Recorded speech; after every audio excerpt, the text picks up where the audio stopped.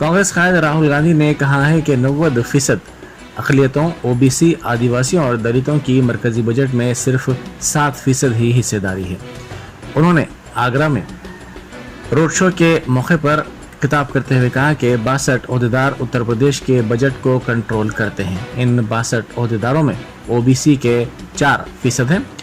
यहाँ रियासत में 55% इनकी आबादी है, जबकि दलितों की शराकत सिर्फ 6% है।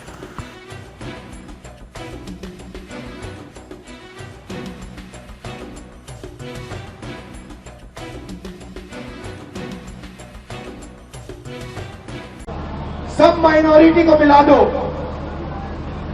सिख, मुसलमान, क्रिश्चियन, जैन, सबको मिला दो। इनकी कितनी आबादी है? 15%। आदिवासियों की आबादी कितनी है? 8%। 50 और 15 कितना होता है? 65 और 15 कितना होता है? 80 और 8 कितना होता है? 88 ना? ठीक है, तो इन सबको मिलाओ तो 88% इनकी आबादी है, तकरीबन 90%।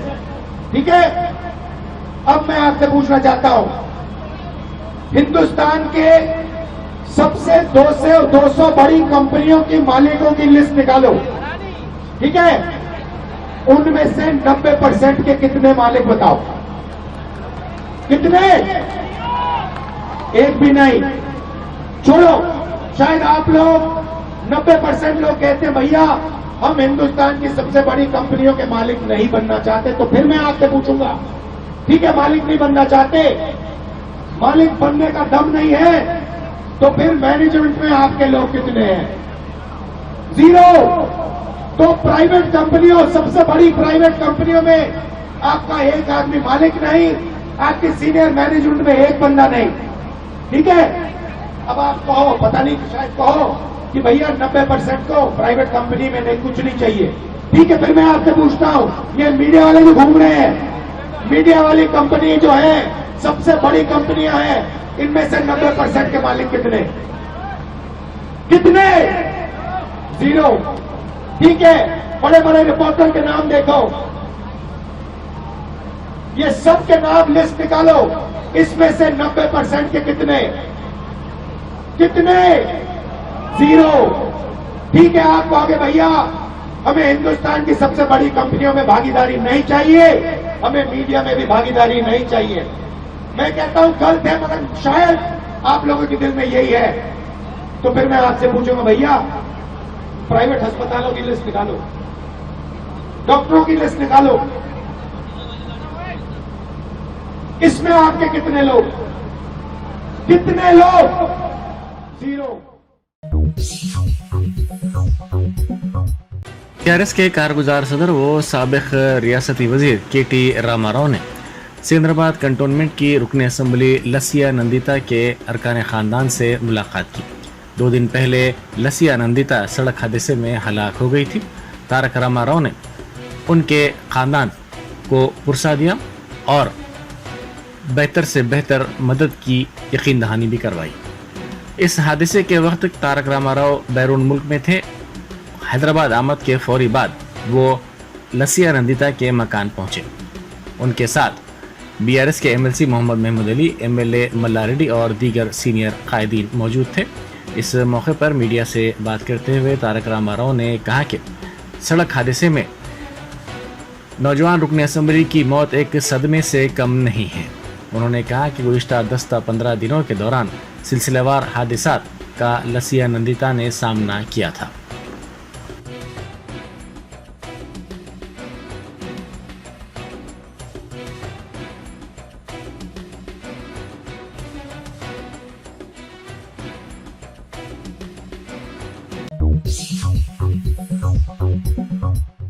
कांग्रेस के सीनियर कायद वो रुकन कानून साज काउंसिल जीवन रेड्डी ने कहा है कि बीजेपी का कहना है कि अगर किसानों के कर्जजात माफ़ किए जाएंगे तो वो सुस्त हो जाएंगे। उन्होंने मीडिया से बात करते हुए कहा कि क्या बड़े ताजिरों के कर्ज माफ़ करने से वो सुस्त नहीं होंगे। उन्होंने कहा कि ये किसानों के तय बीजेपी का फलसफा है।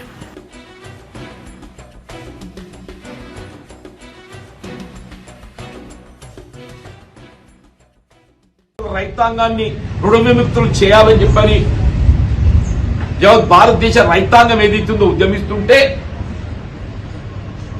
రైతుకు రుణమాఫీ చేస్తే సోమరిపోతాయితాడంట. ఇది ఆశ్చర్యమే. రైతుకు రుణమాఫీ చేస్తే సోమరిపోతాయితాడంట. ఈ భారతీయ జనతా పార్టీ వాచ్.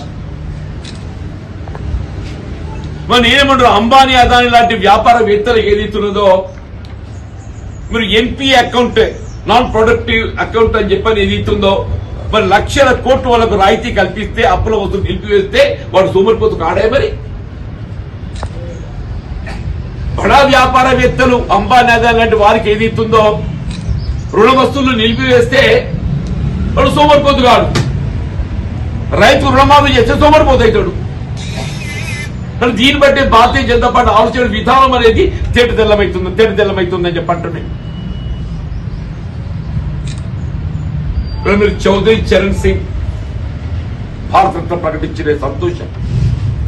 అంటే చౌదరి చరణ్ సింగ్ గారికి ఏదైతుందో భారతరత్న ప్రకటించడం చెప్పంటే ఒక రైతును గౌరవించారు.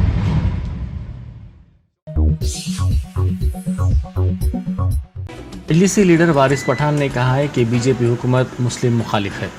उन्होंने कहा कि आसाम के वज़ीर आला हेमंत बिस्वा शर्मा ने आसाम में जो कानून लाया है वो दस्तूर की दफ़ात 25, 26 और 28 की सरीहन खिलाफ वर्जी है। दस्तूर में इन दफ़ात के तहत बुनियादी हुकूक शहरियों को हासिल है और हर किसी को अपने मज़हब पर अमल करने का हक़ हासिल है। उन्होंने कहा कि बीजेपी हुकूमत मुसलमानों से नफ़रत करती है, मुसलमानों के खाने पीने की आदत से वो नफ़रत करती है। उन्होंने कहा कि आसाम में अलग अलग कानून लाने की क्या ज़रूरत थी।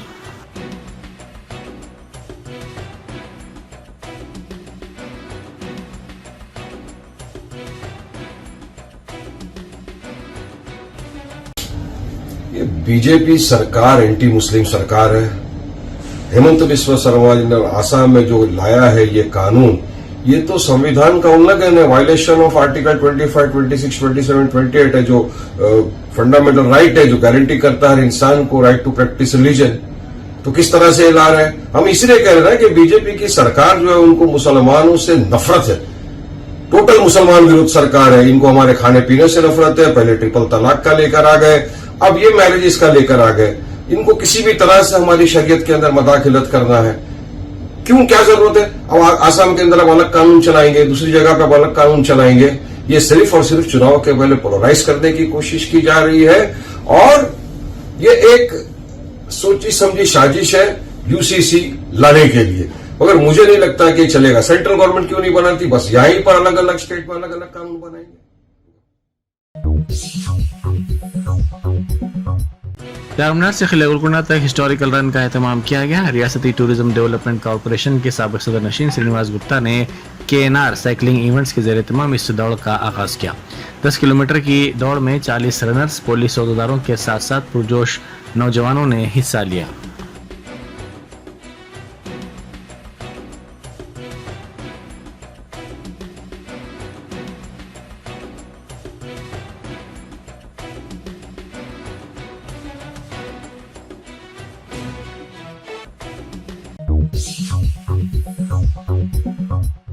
बैरिस्टर असदुद्दीन ओवैसी MP व सदर कुल हिंद मजलिस इत्तेहादुल मुस्लिमीन की हिदायत पर कारवान के मजलिसी रुकन असम्बली कौसर मोहिउद्दीन ने कमिश्नर अखिलियती बहबूद उमर जलील से मुलाकात की।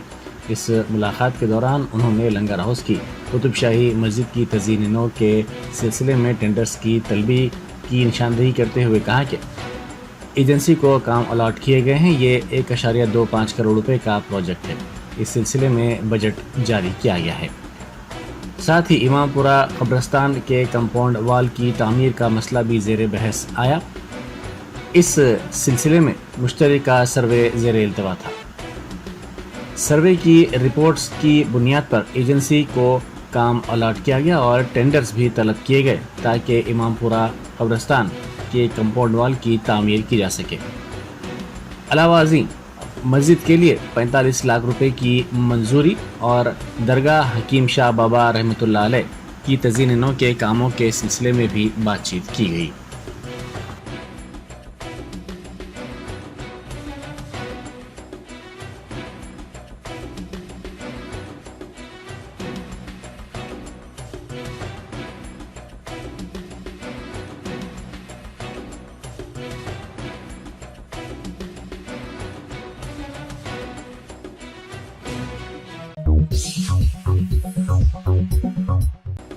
बैरिस्टर असदुद्दीन ओवैसी MP व सदर कुल हिंद मजलिस इत्तेहाद मुस्लिमीन की हिदायत पर याकुतपुरे के मजलिसी रुकन असम्बली जाफर हुसैन मेराज ने IS सदन संतोष नगर के KVR कॉलेज का दौरा किया।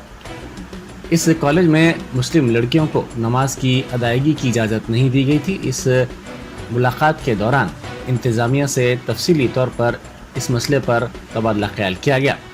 जाफर हुसैन मेराज की नुमाइंदगी पर इंतज़ामिया ने लड़कियों को इनफरादी तौर पर लंच के वक्फे के दौरान नमाज अदा करने की इजाज़त दे दी और कहा कि इससे दूसरों को किसी भी किस्म की तकलीफ नहीं होनी चाहिए।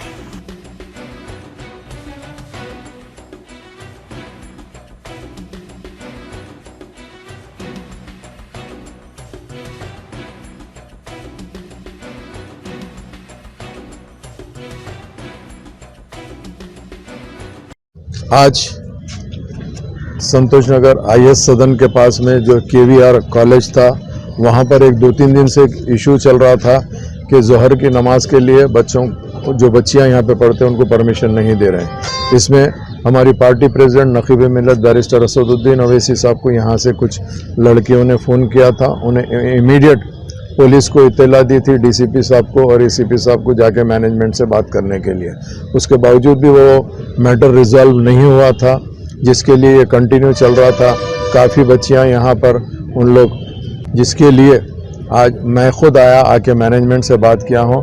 अल्लाह के फजल व करम से मैनेजमेंट ये बोले हैं कि भाई तमाम रिलीजियस के लोग रहते, दूसरे रिलीजियस को हर्ट हुए बगैर इंडिविजुअली अपनी अपनी जैसा भी लंच ब्रेक के अंदर, चूँकि ये कॉलेज की टाइमिंग है सुबह 9 बजे से शाम के 4 बजे तक, 1 से 2 तक जो लंच ब्रेक रहता उसमें जोहर की नमाज अपने अपने हिसाब से अदा कर सकते हैं, बल्कि ये लोग ने कहे हैं। मैं यही कहना चाहता हूँ, हमारे जितने भी बच्चियाँ यहाँ पे पढ़ रहे हैं, बगैर किसी को डिस्टर्ब करे के आप अपनी प्रेयर कर सकते हैं इंडिविजुअल, क्योंकि जो भी रहती है औरत, जो लड़की होती है, उन्हें इंडिविजुअल ही प्रे करती है, तो उसको इजाज़त है। अब यहाँ पे कोई प्रॉब्लम नहीं है। जो भी हजरत रूमर्स फैला रहे हैं, मैं उनको ये कहना चाहता हूँ कि अभी इस चीज़ को बंद करिए, और अल्लाह के फजल व करम से मैनेजमेंट ने हमको कह दिया है कि दूसरों को डिस्टर्ब करे बगैर अपनी प्रेयर जो जोहर की होती है उसको अदा कर लेने के लिए बहुत बहुत शुक्रिया।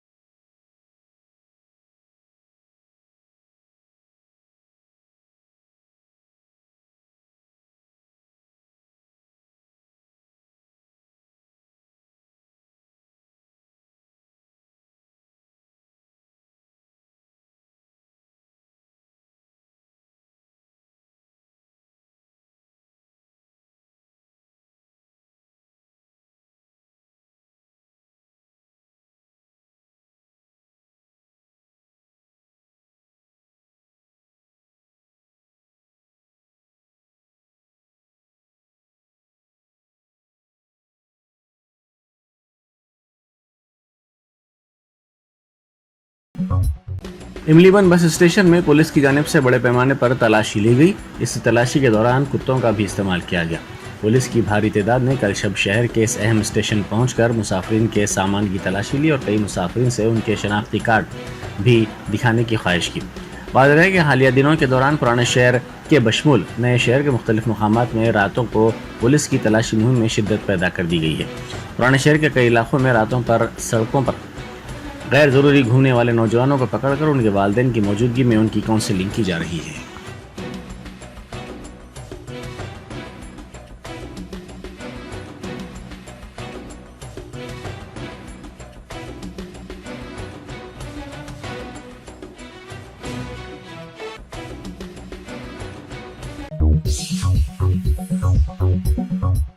एयर मॉरिशस के तैयारे में AC के काम न करने पर मुसाफिरीन को मुश्किलात का सामना करना पड़ा।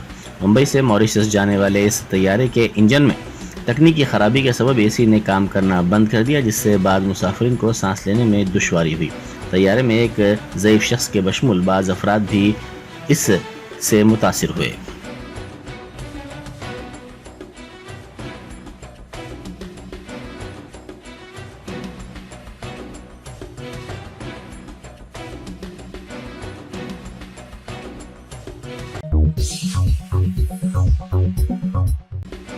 साबिक डीसीपी सुभाष चंद्र बोस के खिलाफ धोखाधड़ी का मुकदमा दर्ज कर लिया गया।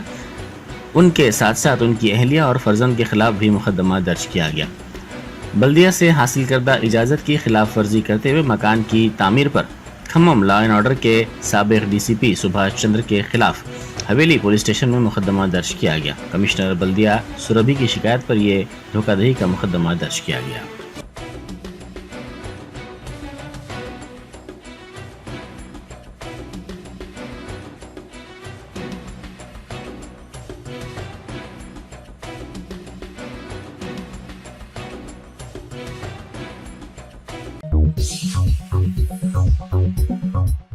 पुलिस ने जल विहार नेकलेस रोड इलाके में खुसूसी मुहिम चलाई। इस मौके पर पुलिस ने नामुनासिब नंबर प्लेट्स वाली बाइक्स को जब्त किया। साथ ही ट्रिपल राइडिंग करने पर भी बाइक्स की जब्ती अमल में लाई गई। पुलिस ने ट्रैफिक कवायद की खिलाफ वर्जी पर सख्त कार्रवाई का इंतबाह दिया।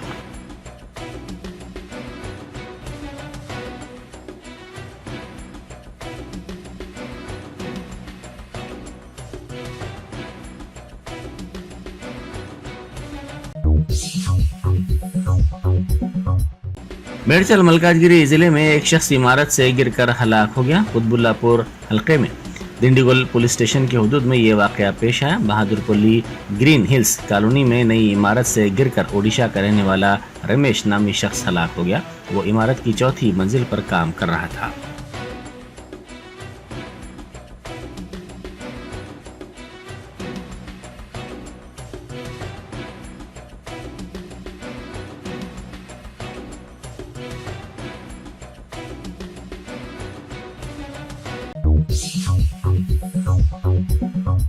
उत्तर प्रदेश के कासगंज जिले में तालाब में ट्रैक्टर के पलट जाने के नतीजे में 24 अफराद हलाक हो गए। माघ पूर्णिमा के मौके पर गंगा में नहाने के लिए ये अफराद जा रहे थे कि यह हादसा पेश आया। महलूकीन में 13 खवातीन और 9 बच्चे भी शामिल हैं।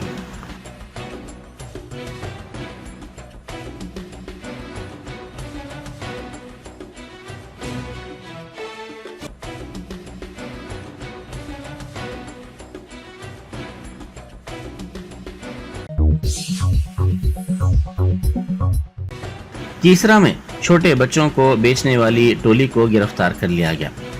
अहमदगुड़ा चौराहे पर 4 माह के नौज़ायदा को बेचने वाले 4 अफराद को पुलिस ने गिरफ्तार कर लिया। महकमे बहबूदी ख़वातीन व अतफ़ाल और SOT पुलिस ने मुश्तरका तौर पर ये कार्रवाई की।